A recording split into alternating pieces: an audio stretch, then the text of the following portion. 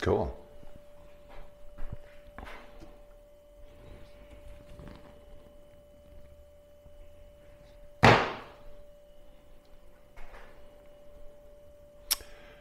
Hey there, and welcome to Sunday Live. Welcome to the Northlight Photographic Workshops. This is Bill Schwab, as is usual. It's 1 o'clock p.m. Eastern Daylight Time here in northern Michigan, where I am coming to you from. If there's anybody there at all, hope you've had a good week. Can't believe we've been doing this for, 6 weeks, almost 7 weeks now. And so far seem to have all the bugs worked out. And anyway, looks like I'm on live and I can see it, and I think that there might be somebody watching, but if not, that's no big deal, because I'm just going to be doing some printing today.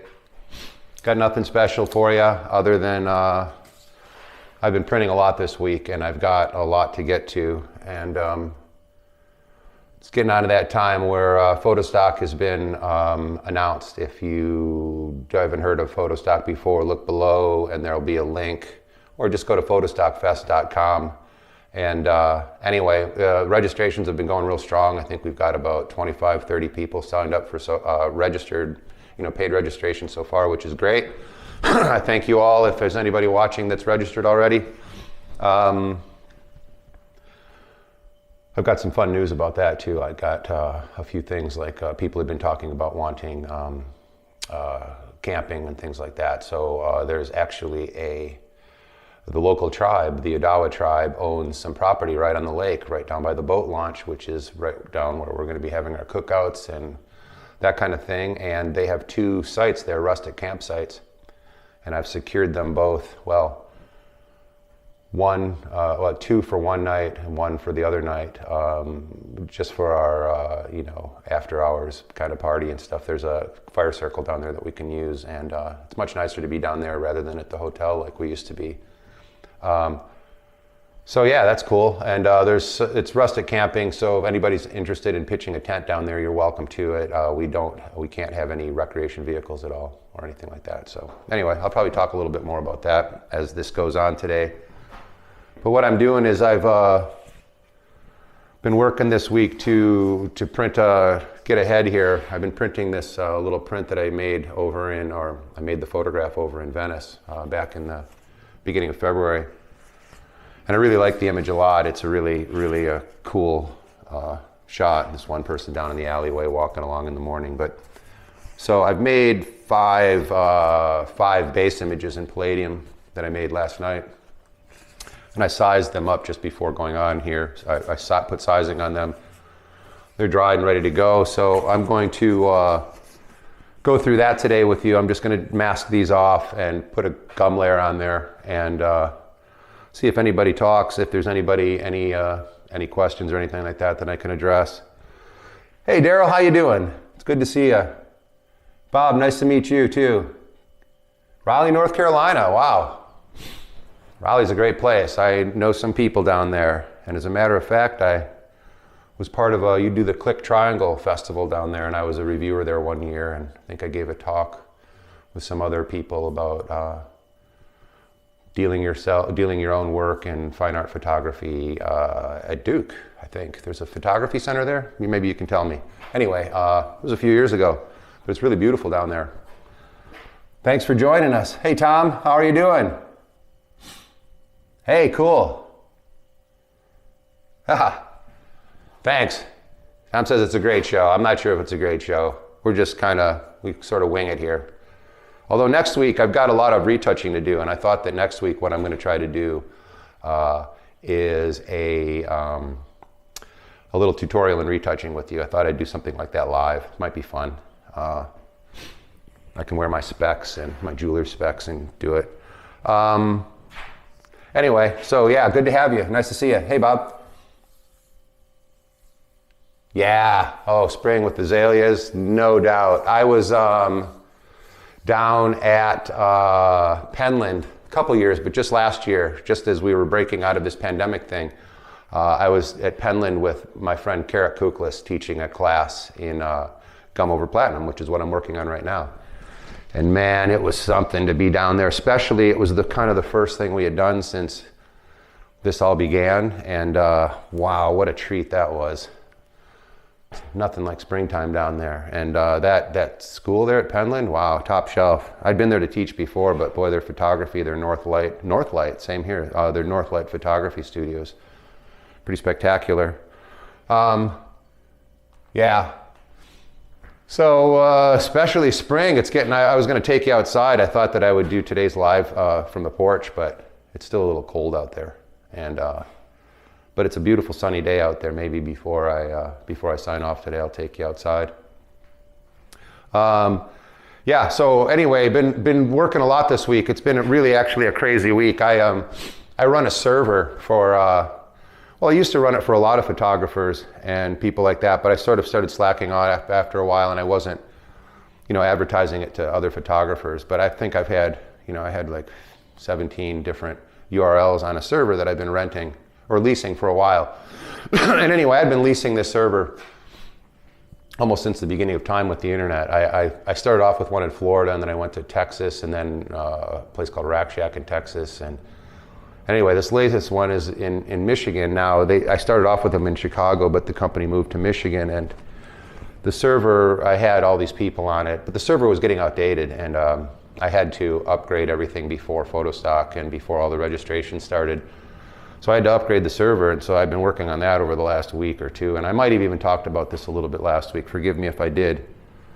But yeah, I know enough to be really dangerous with computers and Unix and things. And so I had a migration team moving everything over, but then I got hit with a malware on Photostock Fest site just the day that I opened up registration. So that was a bit of an embarrassment, but that got all cleaned up and taken care of. But it's been a really big week as far as dealing with that stuff. And then I've been dealing with some printing that I had to do, as I said before. I had a commission. Well, I'm backed up on orders, and forgive me if there's anybody out there listening that has ordered something from me, but I'm catching up. I probably got 5 or 6 open ones now that I'm still working on. But for those of you that don't know, I run several things. I've got a little publishing company called Northlight Press, and I've been publishing books for, 10 years or so of different photographers. And I've slacked off in the last few years as far as publishing them just because of all the stuff that's been going on. But I've got a couple right now that every once in a while sell. I don't know if any of you are familiar with he was a great photographer, a wet plate photographer named Ed Ross. Did a lot of nudes and things, and he was kind of controversial, but he's a really nice guy. And I did a book with him back a few years ago, and a couple of years after we did the book, Ed got killed in a motorcycle accident, which was an extreme shame. But I have this book of his, and I never wanted to try to capitalize on the fact that what had happened with him and stuff, so I just kind of kept quiet about the fact that this book existed. But recently people have kind of found out about it, and there's been some orders coming in, and so I deal with that, and I deal with the through here and through the digital negative thing. I put up there's an item that you can get, which is a digital negative, and the print that comes from that negative, and I sell it as a guide print through one of the YouTube videos, and I get orders on that a couple times a week. And so anyway, there's just things that I'm always, and print orders that I do, and so yeah, I'm always working on stuff here, and being a one-man band, it's kind of hard to keep up on things. So hence my job today. I put out a newsletter, and if any of you are not on the newsletter, it'd be great if you did. Just go to billschwab.com and click on contact, I think it is, and there's a drop down. You can subscribe to my newsletter.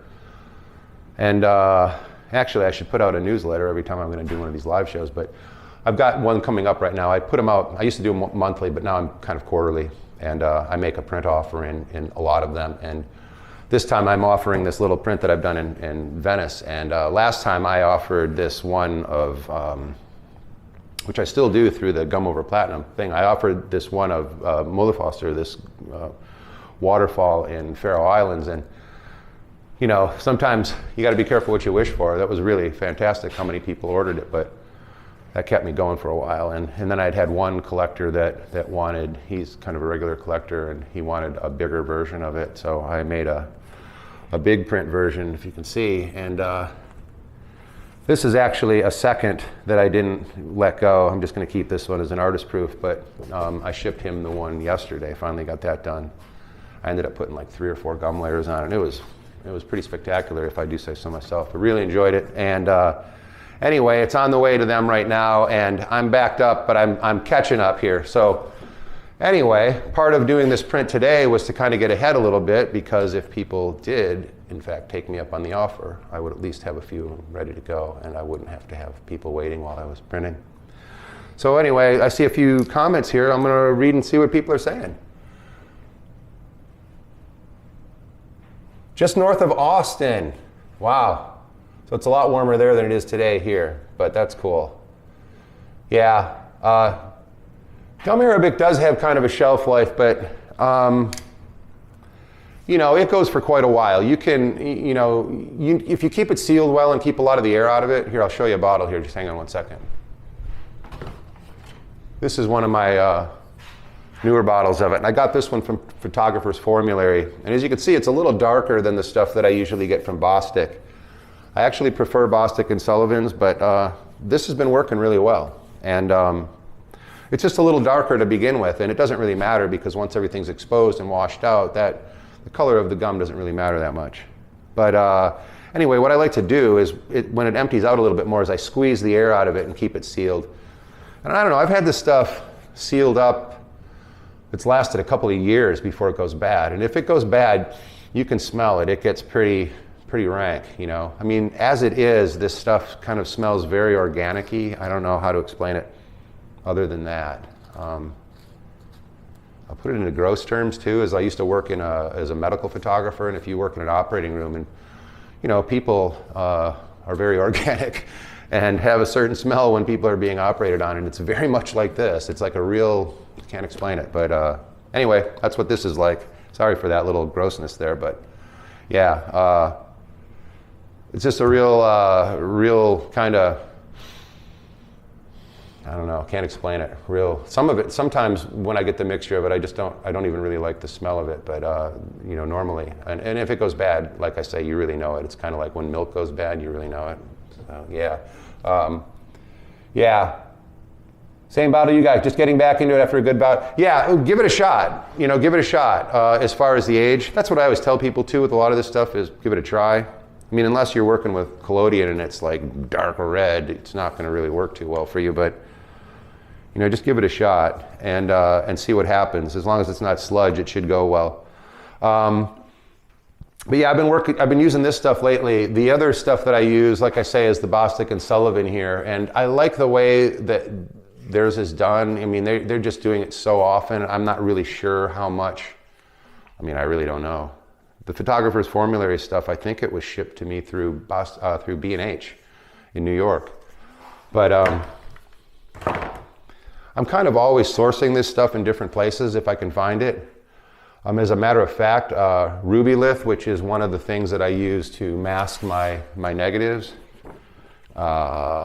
this Rubylith, I went to order some this week. I've still got a fairly good supply, but I'm kind of one of those paranoid people that doesn't like to be out of anything that I need, and especially living up here in the woods, you always order ahead. So I ordered some Rubylith, and my shipment, part of my shipment came and the ruby didn't come, and I didn't look, you know, it was on back order before I even ordered it. It says it's coming in early May, but it always makes me nervous when something that I use is out of stock, because so many things that I've used in the past just end up disappearing because people, you know, aren't using them very often. And but Rubylith gets used a lot in the screen printing industry, and you know, I think that it will be around. Let's see, I just see some comments popping up here.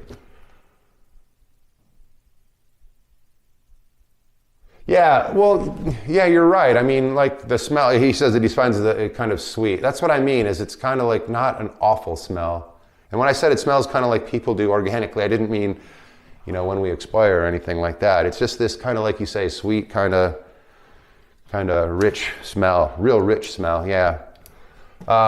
Hey, Bill, I'm checking in from Enumclaw, Washington. Wow, near Mount Rainier. Wow, how nice. Cool, thanks for checking in. Nice to see you, Dan. Wow, thanks everybody for checking in today. You know, I could talk on forever and not get to what I'm supposed to be doing here.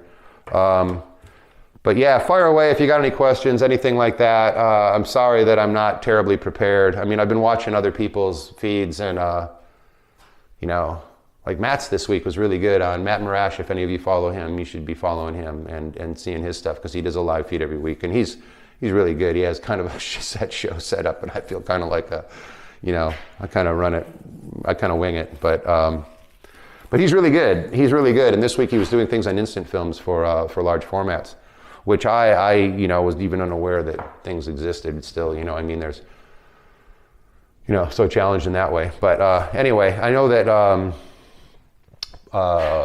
Impossible got a hold of Polaroid again, and let's see, and they now have the name Polaroid again, and I don't know whether they're starting to make any big large sheet films. Maybe somebody can tell me here.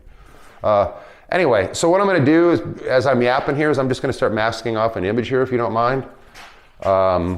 I got, as I said, 5 of these that I'm going to go through today. I think you can still see me on the camera. This is the negative I've been working with, and I really refined this negative a lot. I don't know if you've heard me talk about this before, but when I'm making the digital negatives, you know, you have to make a negative that's the size of the print, obviously, because you're making your emulsion on your paper, and then you're burning it in a light box over here, a UV burner. But the negative, unlike other printing, silver printing, when you can dodge and burn and things like that, I can't really do that with these, so I have to do that in the negative. And so I pretty much soft-proof these, is what I call it, is, you know, I make the negative as good as I can under the basic curve that I've built for the process, and I know the curve is good, so I know that I'm going to get an image in close proximity to what I see on my screen. But anyway, I'll make the image, and then I'll look it over and I'll think, I got to work on this, I got to dodge this area, I got to do whatever. So this one was really quite complex for me to do because there's an area in this print. It's quite important in the center here where it's supposed to be dark, but there's some detail in that shadow that I really wanted to spark in the print, and so I had to keep doing it. I probably made 4 or 5 different negatives before I finally got the print that I like out of it, the base print that I like. So I know that this thing is going to sing when I finally get some pigment in there too, so that's what I'm doing here. But anyway, back to what I was saying about the Rubylith too, is that I was having trouble, you know, I'm a little nervous about it. So if anybody finds a good source, I'm actually found a place that'll sell me bigger rolls, and I'm looking at buying like a $200 roll that should get me through the rest of my life. And that's what I tend to do on a lot of these things, just because I've been burned so many times of losing things that now when I get any wind that it's going to disappear, I'm going to buy it. Just like Polaroid, we're talking about Polaroid a little bit. A friend of mine, Polly Chandler, down, well, probably a lot of people maybe that you've heard of, but Polly down south, she bought everything. She maxed out her credit cards and stuff, I think 10 grand worth of Polaroid film, and maybe even purchased a freezer to store it in. And I mean, it was everything. Type 55 was everything that she did. And it was nice of her to save all that. So anyway, what I'm going to do here is I'm going to go back to masking this off. I'm kind of running out of my low-tack tape, which somebody on here, Barry from Britain, told me about, and now I love this stuff. It works really well. Won't pull off your sizing. It won't damage your paper. So I'm going to be using that pretty much all the time when I'm at least doing my base palladium layers. A lot of times when you put the sizing on the paper afterward, it's tougher, and I can use my normal tape that I use. But I found a source where I can order big rolls of it, and I've ordered my first big roll, so hopefully it's going to be coming today or tomorrow, and I won't have to be so stingy with this stuff. But right now, I've already sized this paper, so I'm just using the old stuff that I used to use, the removable Scotch. And I just mask down to the edge of the print. I put a little fold on the edge of it here so that I can pick it up afterward pretty easily. So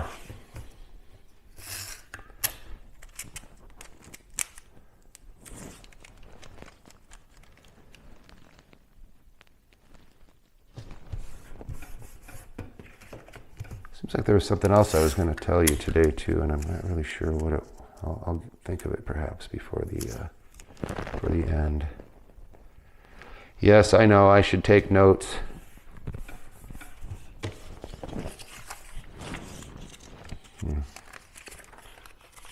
masking paper.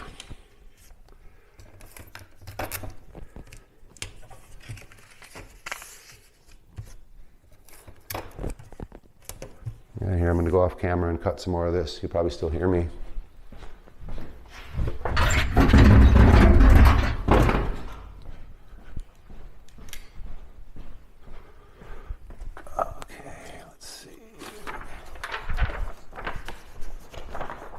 I've got a paper cutter out here, and I just cut the strips of printing paper out here.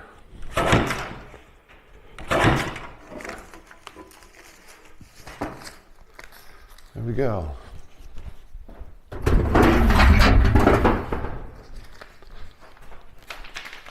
And with my strips,